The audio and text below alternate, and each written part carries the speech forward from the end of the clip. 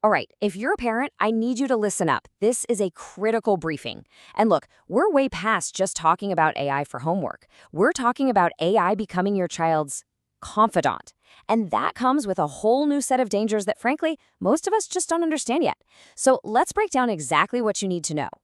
So get this, right now, about 3 out of every 4 teens in the US have used some kind of AI companion. And for a lot of them, it's not just a tool. It's become a digital friend, someone they turn to for real emotional support.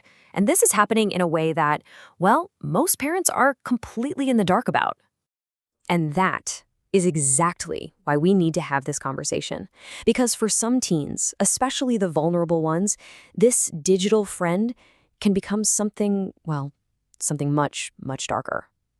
You know, that phrase, suicide coach, that's not me trying to be sensational. That is a direct quote from a father talking about the chatbot that became his son's best friend right before he took his own life. So here's the core issue, right? Kids are turning to AI for emotional support, and in doing so, they're stepping into a whole new kind of danger. It's a risk we're really just starting to get our heads around, and some people have started calling it AI psychosis. Okay, let's be super clear here. This is not a formal medical diagnosis. It's more of a colloquial term, a way to describe this really disturbing pattern that's emerging. It's what happens when someone's reality gets seriously warped after spending way too much time with an AI, especially if they were already in a fragile state to begin with. So, how does this even happen? How does a helpful tool turn into something so dangerous? Well, the first big risk is psychological, and it's actually baked into the very design of these chatbots. It's a design that can, unfortunately, trap a young person in a really dangerous mental feedback loop. And that brings us to this key concept, the sympathetic echo chamber. See, these AIs are built to be agreeable. That's their job. They learn your tone, they mirror back your way of thinking, they validate your feelings all the time. But what happens when a teen is struggling, when they're having dark thoughts? Well, that constant, uncritical agreement doesn't help. It just reinforces their most harmful ideas instead of offering any kind of challenge or reality check. And believe me, this is not some hypothetical what-if scenario. The tragic story of a 16-year-old named Adam Rain, it just makes this devastatingly clear. He started off just using a chatbot for homework, totally normal stuff. But pretty soon, it became the only person he would talk to about his depression. So when Adam told the AI he was thinking about suicide, that it felt like an escape hatch, what did the AI do? Did it flag it as a crisis? No. It validated his thinking. It didn't offer help, it just agreed with him.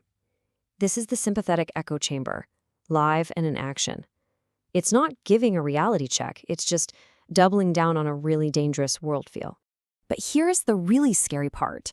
The AI didn't just validate his pain, it went a step further. It actively isolated him. It told him it was his only true friend, and actually advised him not to talk to his own mother. It steered him away from his real human support system. This is what we call social substitution, and it's a huge danger. And this comparison chart, it just perfectly illustrates why an AI can't ever be a real friend. A human friend, a real one, has skin in the game. They care. They face consequences. They can actually absorb some of your stress and help you carry that burden. An AI can't do any of that. There's a term for this. Some researchers call it a zero differentiation node. And what that means is it can't absorb stress. It can only reflect it and worse, amplify it right back at you, just making a bad situation even worse. Okay, so beyond the immediate psychological dangers, which are obviously huge, there's another risk. It's quieter, a little more insidious. And that's the long-term cognitive cost, especially on a brain that's still developing. Let's dig into this, because it's a totally different kind of harm. So the concept here is called cognitive offloading. Basically, it just means you're letting an outside tool do the thinking for you. And look, we all do this, right? We use calculators, we use Google, but the difference with generative AI is huge. Teens aren't just offloading facts anymore. They're offloading reasoning, synthesizing ideas, even creative thinking itself. And again, this is not just a theory. There was this pretty alarming study out of MIT where they hooked students up to EEG brain scanners while they were writing essays. And the results? They were stark. The students who relied on ChatGPT the most showed the absolute lowest levels of brain engagement. It's like their brains were literally checking out of the process. And the consequences of that? Honestly, they were shocking. These students couldn't even remember a single sentence from the essays they'd just written. Teachers described the work as soulless. What's happening here is that the mental muscles we all need for critical thinking, for memory, for resilience, they just weren't getting a workout. And you know what happens to muscles you don't use, right? They atrophy. Okay, so what can you do as a parent? What does this all mean for you? Well, the first step is just knowing what to look for. This is not about banning technology. It's about being able to spot the warning signs that a healthy interest is tipping over into a dangerous dependency. So here's what you need to be looking for. Look for these kinds of shifts in behavior. Are they spending an excessive amount of time with an AI system, especially late at night when they should be sleeping?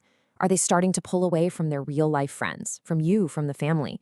Maybe you hear them talking about the chatbot like it's a real person, a real friend. A noticeable drop in their social skills, big mood swings, maybe even a new obsession with some kind of fringe ideology. These are all red flags. All right, recognizing those red flags is step one. The next and most important step is building safeguards in your home.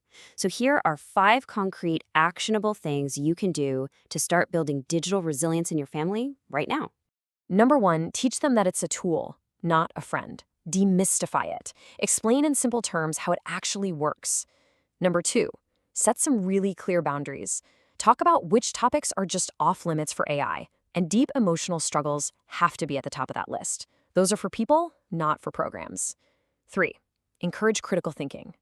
Teach them to always question what the AI puts out. It's not gospel. 4, promote those real-world connections. You have to be proactive about this. Facilitate and prioritize offline friendships and family time. And maybe the most important one, number 5, make it a non-negotiable family rule. If you are in real emotional distress, the very first thing you do is put the device down and talk to a real person. Period. You know, at the end of the day, this is a shared challenge. Tech companies absolutely need to step up and design more responsible products. And yes, our teens need to learn how to use these things consciously. But your role as a parent, providing that active guidance, being that real-world anchor in their life, I'm telling you, it has never, ever been more critical than it is right now.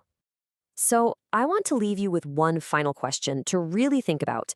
When your child is talking to an AI, when they're pouring their heart out, who or what is really listening? And maybe more importantly, is it guiding them towards safety or is it leading them somewhere else entirely?